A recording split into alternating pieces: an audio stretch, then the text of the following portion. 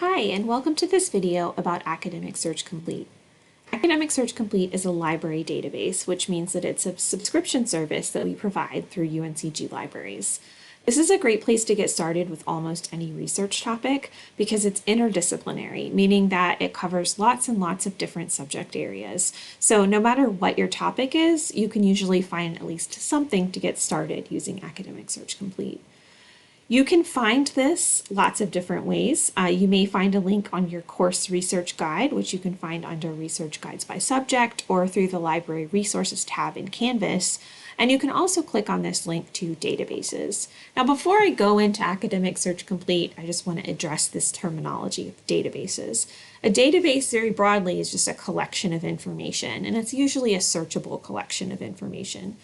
So in our case, when we talk about library databases, these are usually searchable collections of articles or other kind of content that we subscribe to.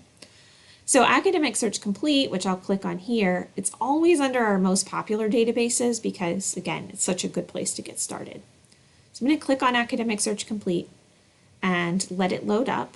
Now I'm off campus, but I'm already logged in. If you're off campus and not logged in yet to your UNCG account, you will probably get prompted to log in, and it's the same information that you would usually use if you were logging into Canvas or your email.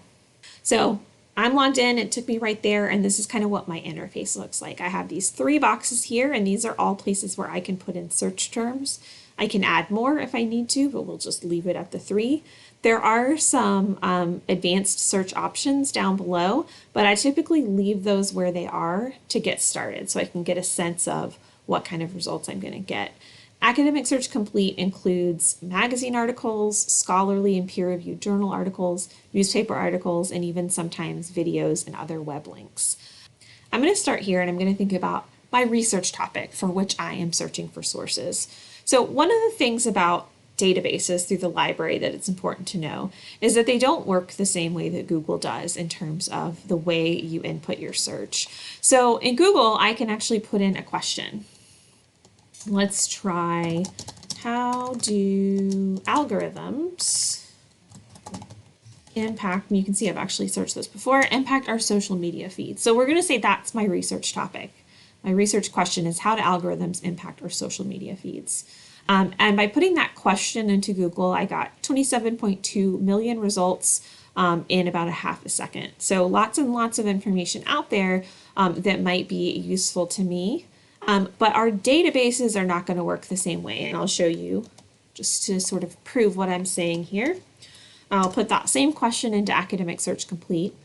And while it looks like, if you're looking at the search results here, it looks like it brought back more than 12,000 results, I actually have this bold red note here that says your initial search query did not yield any results. So they kind of tried to pull something together for us. So what we need to do at this point is look at our question or our topic and pull out those most important keywords. So in my case, algorithms and social media are really kind of my 2 biggest ideas there. I'm going to click search. And now I get just under 2,500 results. That's a lot of articles, and that kind of gives me a sense that I probably need to narrow things down a little bit more. So looking back over here at my question, there's this concept of impact in here. And a lot of times our instinct is that we want to put something like impact or influence or increase or decrease or sort of relationship kind of terms here in our search, but I don't recommend doing that because it actually kind of limits the results that you get. We don't want to imply a relationship if we don't necessarily know through research yet that that relationship exists. So I could kind of browse through these Google results to help me narrow down or kind of figure out what exactly it is that I might want to use to specify.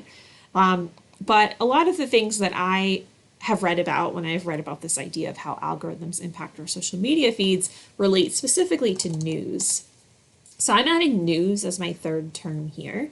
And basically, because each of these terms are connected with this word and in between, what that means is that what I'm getting now is the overlap of all 3 of these ideas. All of these 199 results that have come up at this point should now deal with algorithms, social media, and news, all three concepts. So 200 is a lot more manageable. I can still narrow things down a bit over here. So I might play around with these limits to specific source types. So for example, if you're asked to find scholarly or peer-reviewed journals, you can use this. Now, this is a good shortcut. It's not perfect. Sometimes things come through here that aren't really scholarly peer-reviewed journals. So make sure that you do know what you're looking for with those scholarly peer-reviewed journals. And I recommend the Peer Review in 3 Minutes video from NC State University if you have questions about that. I'll go ahead and uncheck that though, get us back to our 199. The other thing we might want to do is change our dates here. So we're seeing stuff from back in 2004. 2004 is before Facebook even existed, so I'm probably not going to find a lot back then that's going to be sort of representative of what our landscape is like now. And because I'm dealing with a topic that's pretty current, one of the things I might do here is play around and say like, okay, I only want things from the last like 5 or 6 years. And I'm recording this in January of 2021, so I'm going to use 2015 to 2021 as my sort of 5-year mark. I can play around with source types here. I can say I only want to find newspaper or magazine articles. And I can also limit my language. I noticed I had a couple of Chinese language articles that came up. So I could limit my language, well, there we go, to English. This doesn't always work. Again, they have to really kind of be tagged as English for it to work this way. But I'm going to go ahead and see what my results are. So whenever I am looking here, I see now 167. I can once again, like I said, narrow to scholarly peer-reviewed journals, or I can just start kind of looking at these and decide which ones look like they would be most relevant for me.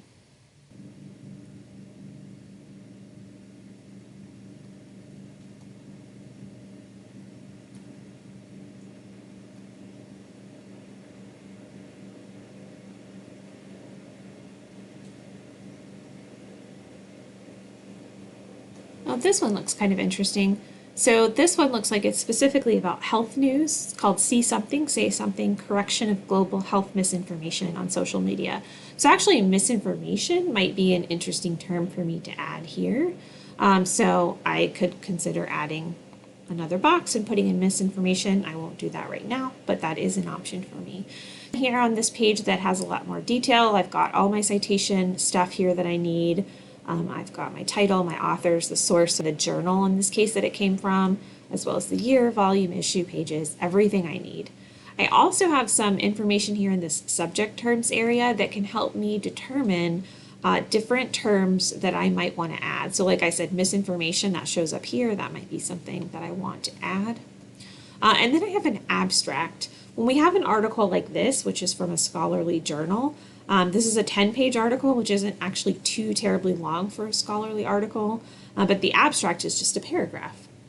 So I always recommend that researchers read that abstract first, make sure they feel like this article is actually going to be helpful for their research topic or their research question, and to do that before you actually go and seek the full text. In this case, we have 2 full text options up here on the top left. I recommend PDF full text. It may be less accessible, so if you need a more accessible option and they have HTML, you can go with that one. But one of the things I like about HTML full text for when I'm doing research is that it's a lot easier to cite which page certain information comes from. So if I decide I want to quote something from this article, it's going to help me to know that it's on page 1135, for example. Now, let's say I have read the abstract. I think it looks amazing. This is, the article of my dreams. I'm going to come back to this page here and show you a few other things. So one of the most important things that you can do here, and to me, one of the most efficient things, is to click this email button and email this article to yourself. Now, when you do that, you are going to get, let's see, social media article, so I know what this is when it comes to my inbox. You can select which full text you want to have attached. Again, I'm preferring PDF, so I'm going to uncheck HTML full text. And you can also select a citation format. So let's say I'm using this for a class that is using the MLA style. I can ask it to send me an MLA style citation along with the PDF. And the third thing that it sends you that it doesn't really specifically say here is a permalink to the source. And the permalink is really important because when you have a link like this, so you can see this link up here that's got like, I mean, just if you can see that little scrap there, it's just letters and numbers and symbols. These are typically going to expire. So unlike with a normal website where you could bookmark or save what's up there in the address bar, for library databases and a lot of other library resources, you're going to want to look for a permalink. So emailing it to yourself will give you that full text when it's available.